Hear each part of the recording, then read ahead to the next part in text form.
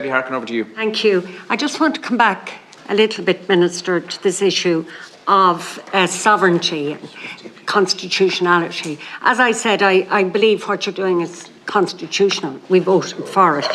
But I disagree with the point made that we're not ceding a certain amount of sovereignty. If we go back to those treaties, the Lisbon Treaty, the option was there to opt in. But if you remember also, we have an option on corporation tax, on setting our tax rates. Now, we could give that up tomorrow. We have the option to do that. And if we did that, then we would be ceding sovereignty over that particular piece of decision making. If we do the same here, we are pooling our decision making, pooling our sovereignty. So it's not whether that's a good or a bad thing.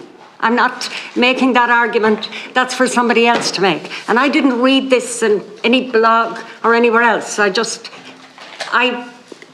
canvassed for the Lisbon Treaty twice. I sat down and I went through it very thoroughly. So I have some idea of what was at stake. So in my head, at least, there is a definite issue here about pooling our sovereignty, which in reality means ceding a certain amount.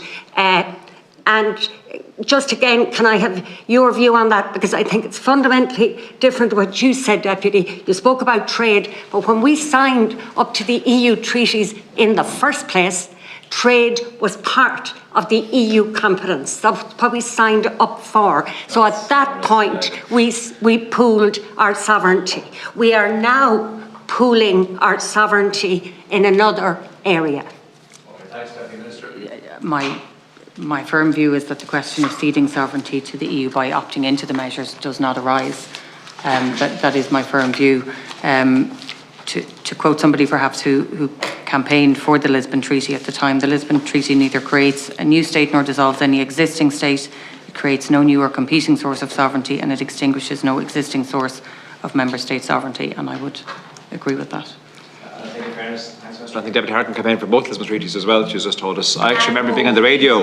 And both Nice treaties. Yes, I actually remember you being very striking on the radio and on debate in favour of them. So yes, I acknowledge that.